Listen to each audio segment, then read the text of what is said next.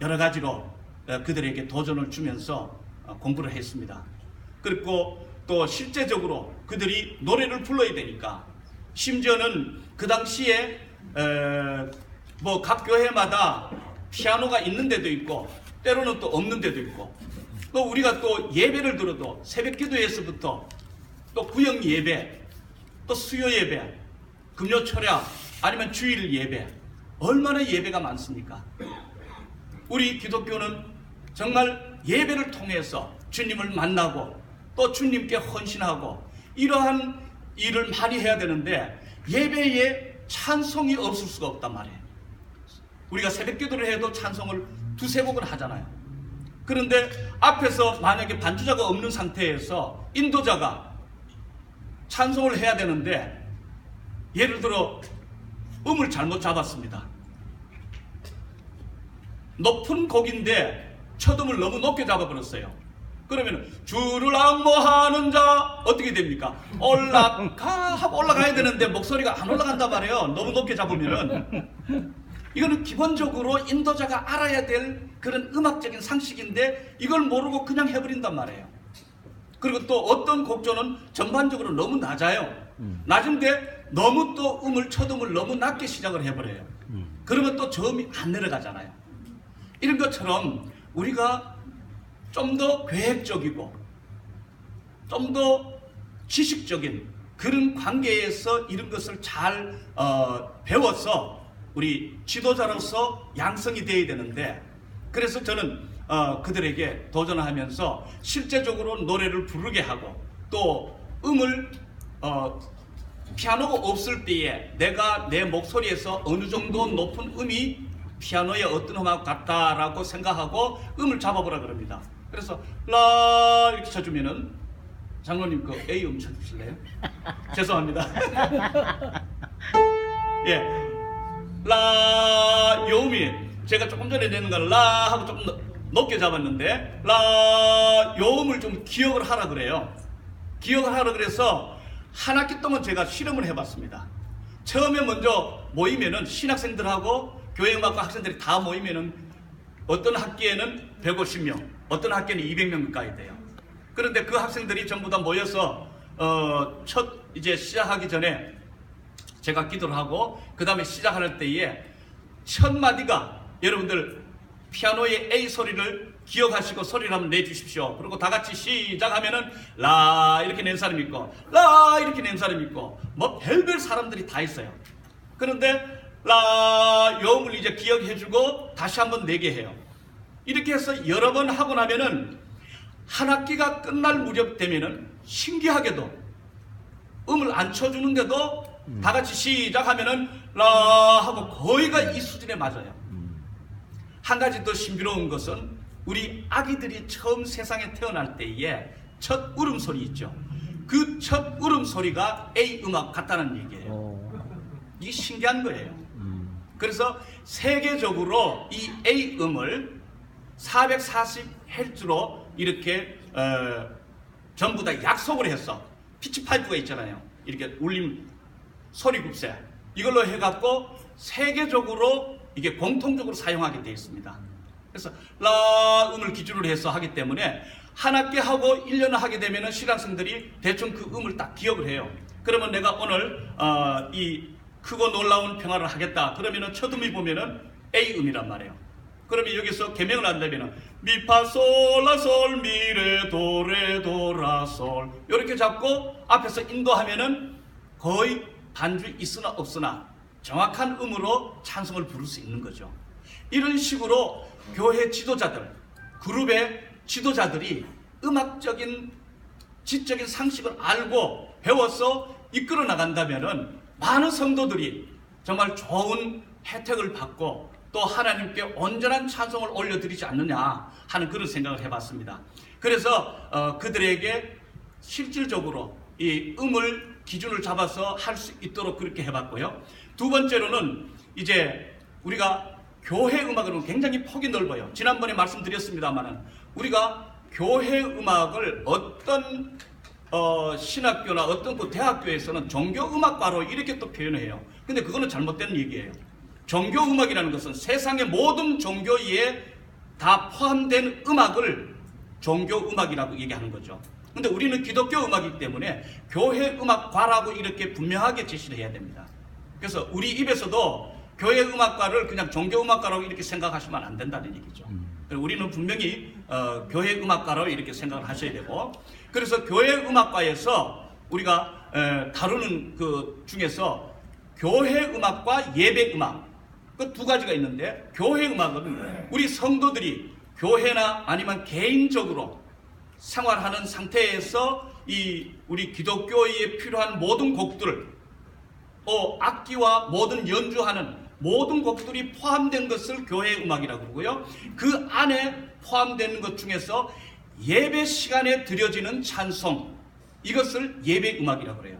그래서 가장 교회 음악에서 가장 핵심적이고 가장 중요한 것이 예배 음악인 거죠.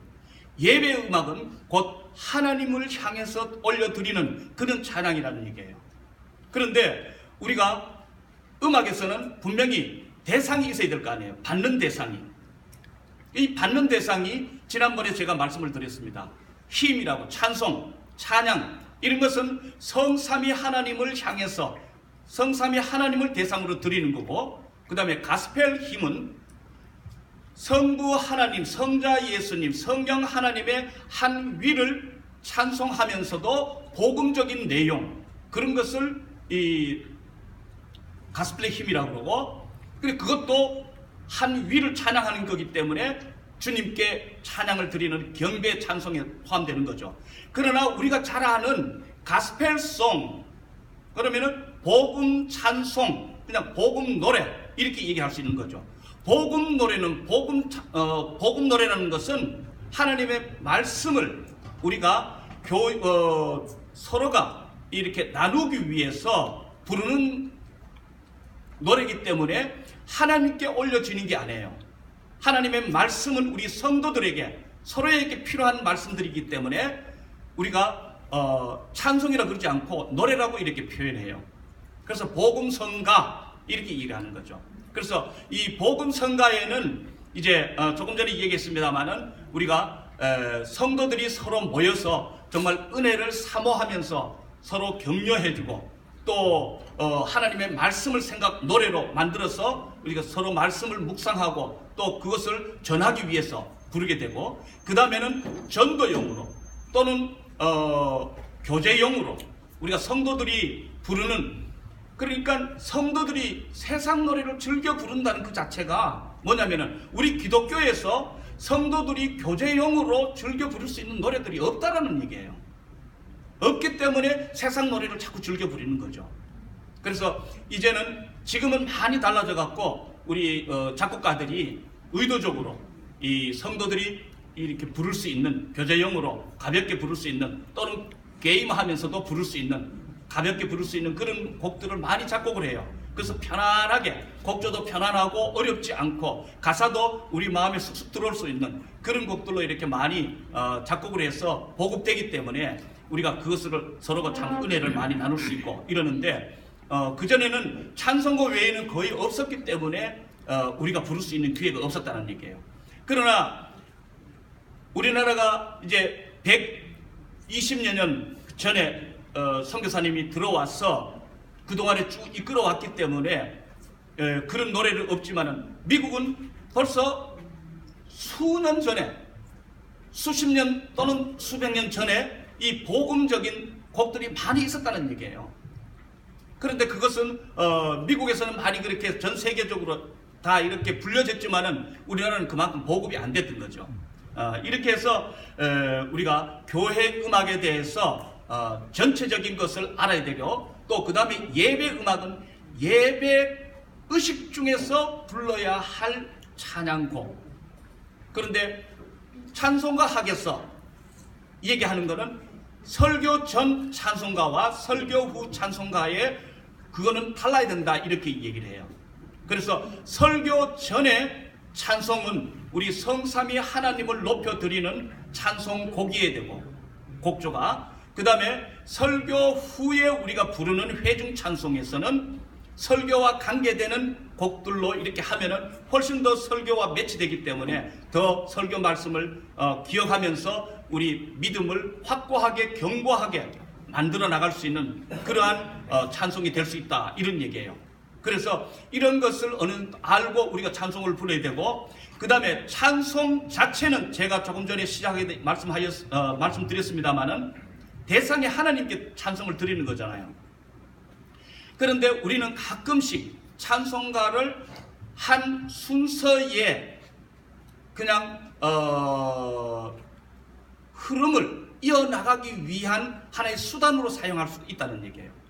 그래서 지금은 많이 좋아졌습니다만은 옛날에 저희 어릴 때 보면은 이 사람들이 뭐 그냥 뒤쪽에 많이 앉아 있거나 예배 시작해야 되고 또는 부흥회라든지 이런 게 하면은 앞에서부터 차곡차곡 앉아야 되는데 들쑥날쑥 앉아 있단 말이에요. 그러면은 앞에서 인도하시는 분들이 우리 준비 찬송가 부르겠습니다, 이렇게 얘기를 한다고요. 찬송가의 곡의 모든 목표는 하나님을 향해서 하나님께 드려지는 곡인데 우리가 준비라는 말이 들어간다는 얘기예요. 그래서 그 하나님께 드려져야 될 곡을 우리는 준비하기 위해서, 예배를 준비하기 위해서, 아니면은 자리를 정돈하기 위해서 이렇게 사용해야 된다는 얘기죠. 그거는 우리가 그 찬송가의 목적을 잘 모르는 상태에서 사용되는 그런 일들이 많다는 얘기예요.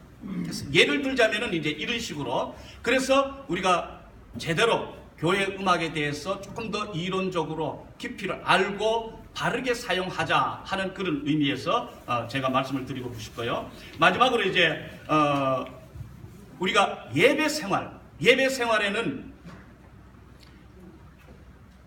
우리가 하루에 24시간 중에서 어떤 분들은 새벽 4시에 3시에 일어나시는 분들, 어떤 분들은 뭐 7시에 일어나시는 분들, 각자가 다 다릅니다만 24시간 살아가잖아요.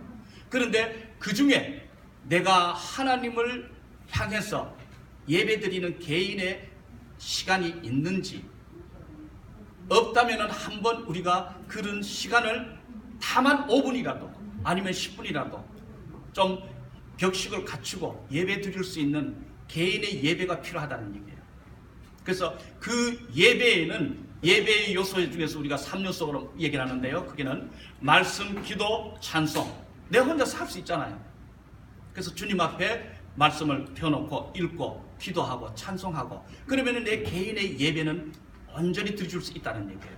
그리고는 우리가 또 전체 회중 공동체가 모여서 드리는 공중 예배에는 또 주일날 목사님, 여러 장로님, 여러 또 모든 성도들이 모여서 드리는 그 예배도 우리가 미리 준비를 하고 마음속에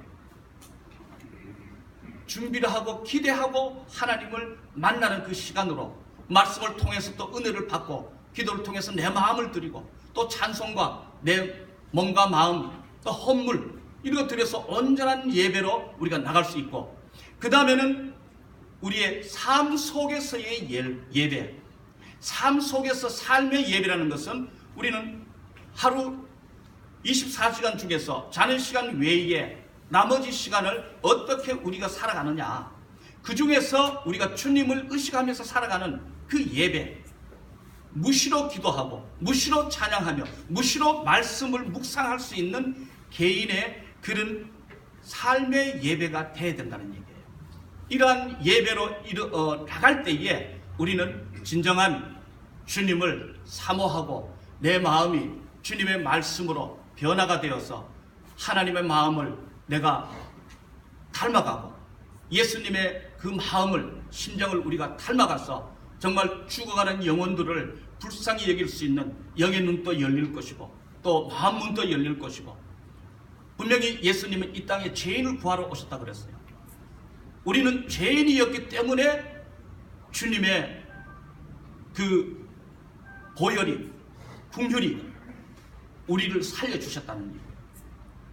그래서 이 개인의 삶 예배와 또 개인의 예배, 우리 공동체 예배, 이런 예배에서 찬송이 얼마만큼 중요한지를 우리가 생각하면서 항상 우리 주님 앞에 서는 그 순간까지 우리가 찬양의 삶이 넘치면은 분명히 승리할 줄 믿습니다. 아멘. 감사합니다. 마치겠습니다.